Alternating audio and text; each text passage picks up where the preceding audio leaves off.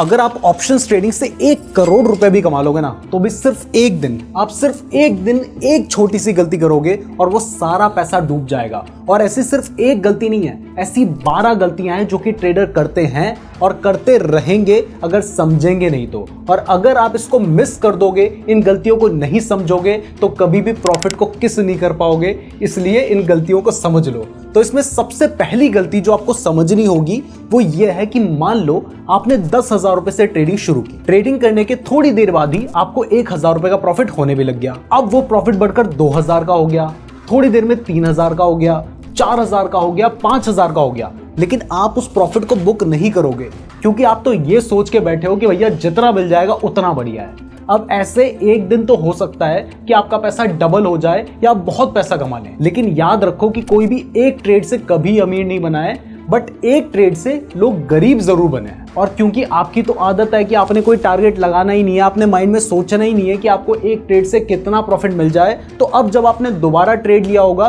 तो हो सकता है कि उसमें 2-4 हज़ार का प्रॉफिट चल रहा हो, लेकिन क्योंकि आपने टारगेट नहीं लगा रखा था तो आपका मन नहीं भरेगा, आप उस ट्रेड में अटके रह जाओगे और हो सकता है कि ऐसे में मार्केट गिर जाए और आपको पूरा लॉस हो जाए। इसलिए हमेशा चाहे कुछ भी हो जाए, जब भी ट्रेड ले रहे हो तो अपना टारगेट भी जरूर सेट रखो। एक बार के लालच में पड़ोगे, थोड़ा ज्यादा कमाने के लालच में पड़ोगे, तो भैया ज्यादा लंबे टाइम तक मार्केट में नहीं टिक पाओगे। और यही होगी आपकी पहली गलती। और अगर आप पहली गलती कर लोगे ना, तो उसके बाद अगर आपके पास और पैसा है तो अब आप दूसरी गलती करोगे। पर दूसरी गलती बताने से पहले आज मैं आपको जितनी गलतियां बताने जा रहा हूं ना, इनमें से जो गलतियां आपने की हैं उन्हें कमेंट बॉक्स में एक्सेप्ट जरूर करना और बताना कि हाँ मैंने ये गलती की है, ताकि आपको याद रहे कि आपने वो गलती दोबारा नहीं करनी है। तो कमेंट बॉक्स में ये जरूर बताना कि आपने कौन कौन सी गलतियां इसमें से की है।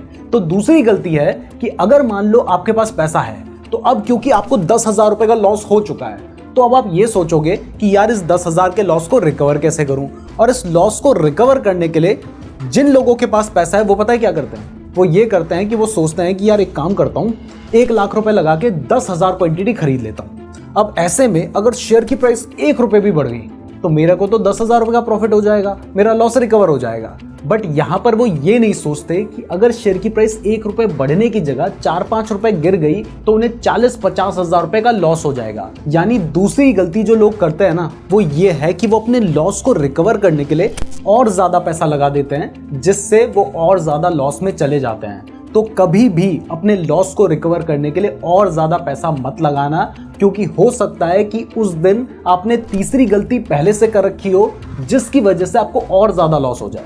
वैसे वीडियो पसंद आ रही है तो वीडियो को लाइक जरूर कर देना। और इस तीसरी गलती की वजह से आपको पता ही नहीं होगा कि भाई आज तो मार्केट ऐसा है कि आपने ट्रेड करना ही नहीं है, क्योंकि अगर आप ट्रेड करोगे तो आज 1 मिनट के अंदर ही मार्केट बहुत ज्यादा बढ़ भी सकता है, बहुत ज्यादा घट भी सकता है। देखो हर साल ना कई दिन ऐसे होते हैं जब मार्केट सिर्फ 1 मिनट में कई बार 100 पॉइंट बढ़ भी जाता है और 100 पॉइंट गिर भी जाता है। और 100 तो मैं आपको सिर्फ एग्जाम्पल के लिए बोल रहा हूं, कई बार तो सिर्फ 1 मिनट में मार्केट 200 से 300 पॉइंट भी बढ़ जाता है। और इसका उल्टा भी हो सकता है, और ऐसा तब होता है जब या तो कोई फिस्कल पॉलिसी आनी हो या फिर कोई मॉनेटरी पॉलिसी आनी हो। जैसे हर 2 महीने में आरबीआई इंटरेस्ट रेट को रिव्यू करती है और उस दिन आरबीआई ये बताती है कि इंटरेस्ट रेट बढ़ने हैं, घटने हैं या फिर स्टेबल रहने हैं। तो मान लो आज आरबीआई अपने इंटरेस्ट रेट को रिव्यू करने वाली है और ये बताने वाली है कि आगे इंटरेस्ट रेट बढ़ेंगे या फिर घटेंगे।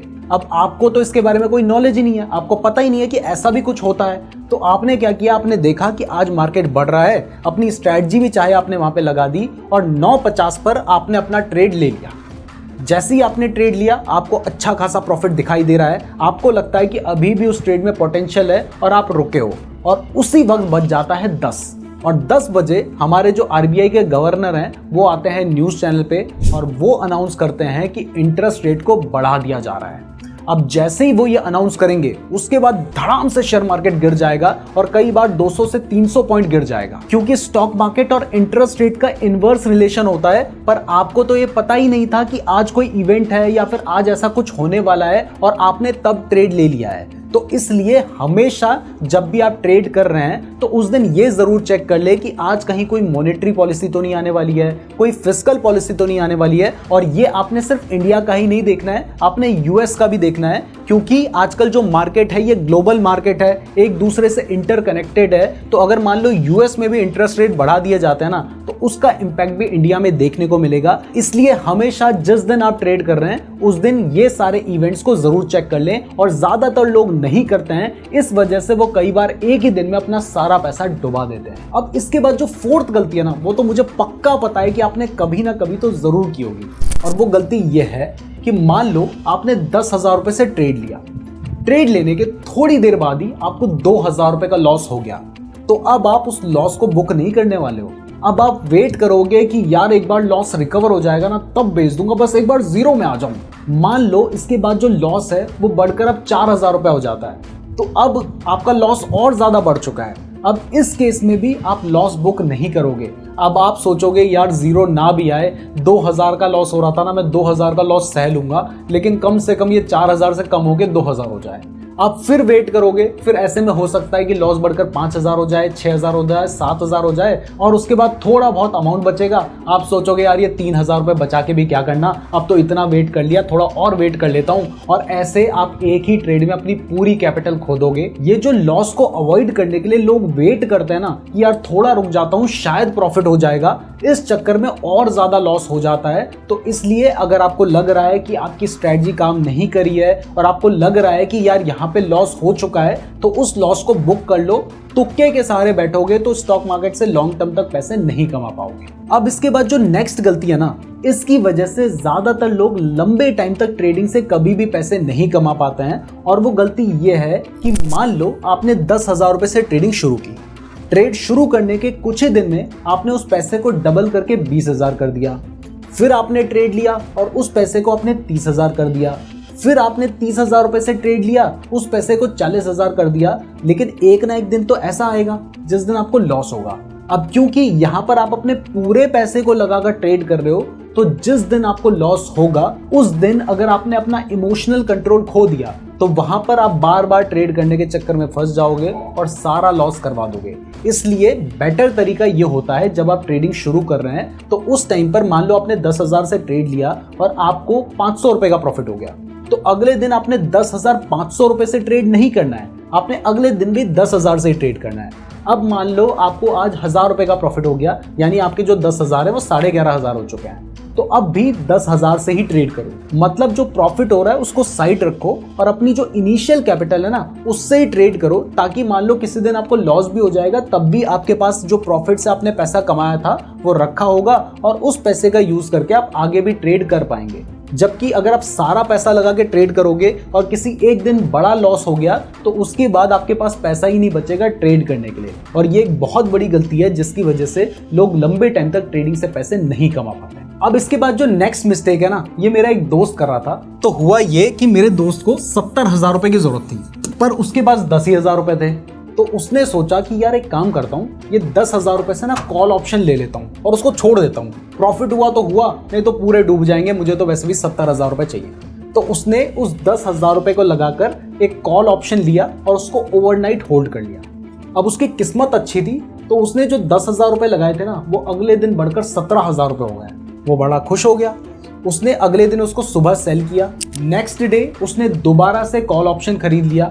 अब दोबारा उसकी किस्मत अच्छी थी, या फिर कह सकते हैं कि मार्केट बुलिश चल रहा था, तो 17,000 उसने लगाए थे वो बढ़कर 25,000 हो गए। अब इसके बाद उसने अगले दिन फिर से वो 25,000 रुपए लगा के ट्रेड लिया और उसको फिर से ओवरनाइट उसने होल्ड किया, और अगले दिन भी उसकी किस्मत अच्छी थी, वो 25 बढ़कर इस बार 32,000 हो गए। लेकिन देखो तुक्के मार रहा था, कितने दिन चलते। तो अब अगले दिन उसने वापस से 32,000 रुपए लगाए, और जैसे ही उसने 32,000 लगाए अगले दिन उसे एक अच्छा खासा लॉस हो गया 16,000 रुपए का, क्योंकि अगले दिन काफी बड़ी गैप डाउन ओपनिंग हो गई। अब उसके पास बचे थे 16,000 रुपए, उसे चाहिए थे 70,000 रुपए। उसने कहा इसको भी लगा देता हूँ, जो होगा देखा जाएगा। और अगले दिन फिर से मार्केट में गैप डाउन ओपनिंग हुई, उसको फिर से लॉस हो गया। उसके बाद उसने उस लॉस को रिकवर करने के लिए थोड़ा बहुत ट्रेड किया और आखिरी में वो जीरो में चला गया। तो यहाँ पर जो उसकी सबसे बड़ी गलती थी वो ये नहीं थी कि उसको 70,000 रुपए चाहिए थे, वो गलती ये थी उसका जो गोल था ना वो अनरियलिस्टिक था। मतलब उसको जल्दी से अपने 10,000 के 70,000 रुपए बनाने हैं। तो अगर आप इतना अनरियलिस्टिक गोल रखोगे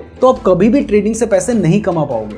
जबकि मान लो उसने अगर एक दिन ट्रेड ले भी लिया था, उसका पैसा डबल हो गया था, दूसरे दिन भी पैसा बढ़ गया था, तो उसको ये समझना चाहिए था कि इस तरीके से ट्रेडिंग से लॉन्ग टाइम तक पैसा नहीं बन सकता है। तो अगर आप भी इतने अनरियलिस्टिक गोल लेकर चलते हो ना, तो आप भी लंबे टाइम तक ट्रेडिंग में नहीं टिकने वाले हो। और मेरा दोस्त तो और ज्यादा महान था, वो अनरियलिस्टिक गोल के साथ साथ जो हमारी नेक्स्ट गलती है ना वो भी कर रहा था। और वो गलती ये थी कि उसको लग रहा है कि यार आजकल मार्केट बढ़ रहा है तो कॉल ले लेता हूँ, मार्केट गिर रहा है तो पुट ले लेता हूँ। मतलब उसने सिर्फ ओवरऑल आइडिया ले लिया कि अच्छा मार्केट बढ़ रहा है तो मैं कॉल ले लूंगा, प्रॉफिट हो जाएगा, अगले दिन मार्केट गिर रहा है तो मैं पुट ले लूंगा, लॉस हो जाएगा। तो इस तरीके से कई बार प्रॉफिट हो जाता है, जैसे मेरे दोस्त को भी हुआ था। लेकिन ऐसा एक भी ट्रेडर नहीं है जो इस तरीके से ट्रेड करके लंबे टाइम तक टिक पाया हो। तो अगर आपको मार्केट में टिकना है, रेगुलर प्रॉफिट कमाना है, तो ऐसे तुक्के मार के काम नहीं चलेगा। आपको टेक्निकल एनालिसिस करना होगा। अगर आपको टेक्निकल एनालिसिस करना आता है तो अच्छी बात है, नहीं करना आता है तो इसके ऊपर हमने एक बहुत ही डिटेल में वीडियो बना रखी है, बहुत लंबी वीडियो है।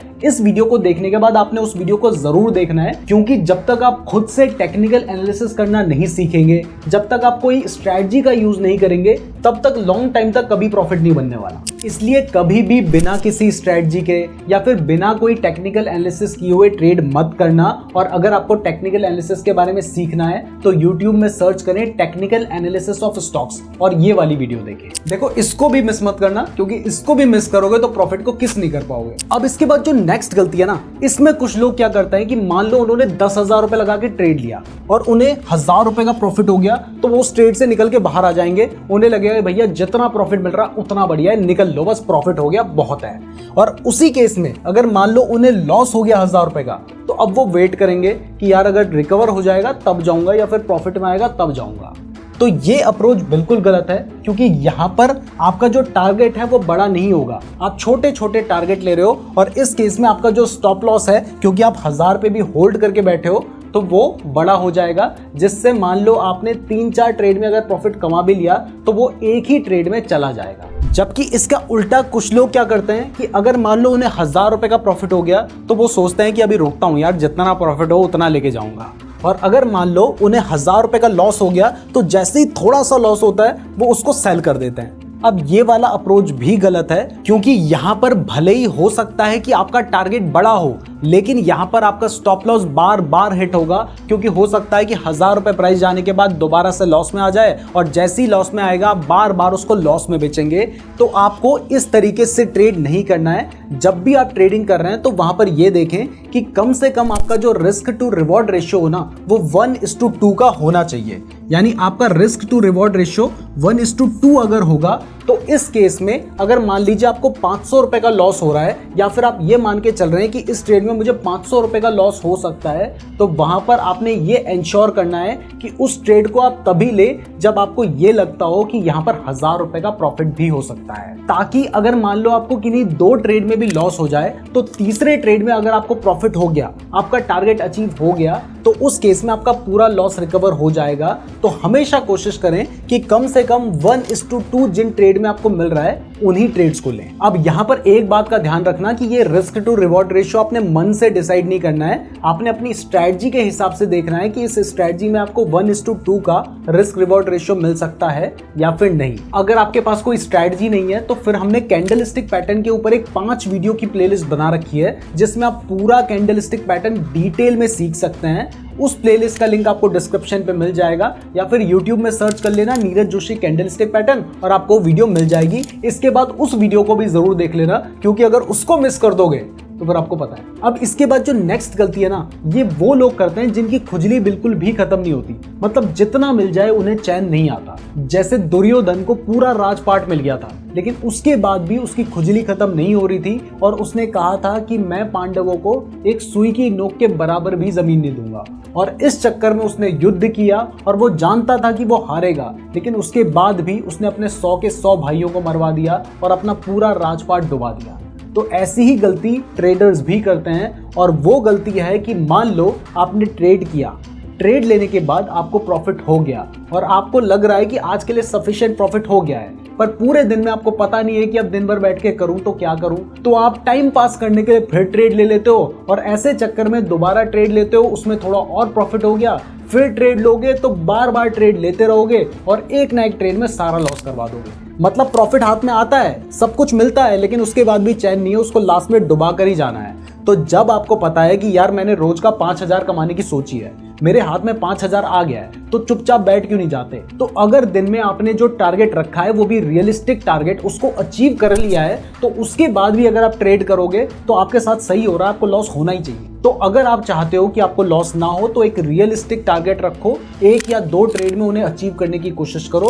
प्रॉफिट हो जाता है तो चुपचाप शांति से बैठ जाओ, और अगर लॉस हो जाता है, लग रहा है कि ज्यादा लॉस हो गया है, तो तब भी चुपचाप शांति से बैठ जाओ। ओवर ट्रेडिंग करोगे तो फिर लॉस और ज्यादा बढ़ जाएगा। अब इसके बाद जो नेक्स्ट गलती है ना, वो ये है कि आपने हमारे चैनल को सब्सक्राइब नहीं किया है अभी तक, कर लो। और उसके बाद समझो कि जो नेक्स्ट गलती है, तो अब आपको ऐसे बहुत सारे लोग मिलेंगे जो बोलेंगे कि मैं बहुत एक्सपर्ट हूं, मैं आपको बताऊंगा कि भैया यहाँ पे ट्रेड लो, यहाँ पे बेच दो। और आपको वो ऐसे बहुत सारे स्क्रीनशॉट दिखाएंगे कि देखो मेरा एक क्लाइंट है, ये मेरे को 5,000 देता है, मैंने पहले दिन ही उसकी फीस रिकवर करवा दी, मैंने उसको इतना पैसा कमा के दे दिया। ऐसे लोगों से दूर रहना, इसको पेड कॉल बोलते हैं, इनके चक्कर में मत पड़ना। क्योंकि डिटॉल की तरह 99.99% जो पेड कॉल देने वाले लोग हैं ना, उनको खुद ट्रेडिंग नहीं आती है। और अगर मान लो उन्हें ट्रेडिंग आती भी है, तब भी अगर वो आपको पेड कॉल दे रहे हैं, तो जितने टाइम पीरियड में वो आपको बताएंगे, फिर आप जाकर ट्रेड लोगे, उस टाइम पर आप थोड़ा हाई प्राइस में बाय करोगे, और उसके बाद आपको लॉस होने के चांसेस बढ़ जाएंगे। और कोई भी ऐसा नहीं है जो पेड कॉल लेकर अमीर बना हो, तो खुद सीखो और सीखने के बाद ही ट्रेडिंग करो। अब सिर्फ 1 मिनट में 2 गलतियां बताऊंगा, ध्यान से सुनना। लेकिन उससे पहले अगर आप ट्रेडिंग के लिए बेस्ट डीमैट अकाउंट खुलवाना चाहते हैं, तो कुछ अच्छे डीमैट अकाउंट के लिंक डिस्क्रिप्शन पे दिए हैं, तो डिस्क्रिप्शन जरूर चेक कर लीजिएगा। तो 2 में से जो पहली गलती है वो ये है कि अगर आप ट्रेडिंग करते हो ना, तो ट्रेडिंग में आपने जिस टाइम आप ट्रेड लेने जा रहे हो उसी टाइम आपने रिसर्च नहीं करनी है।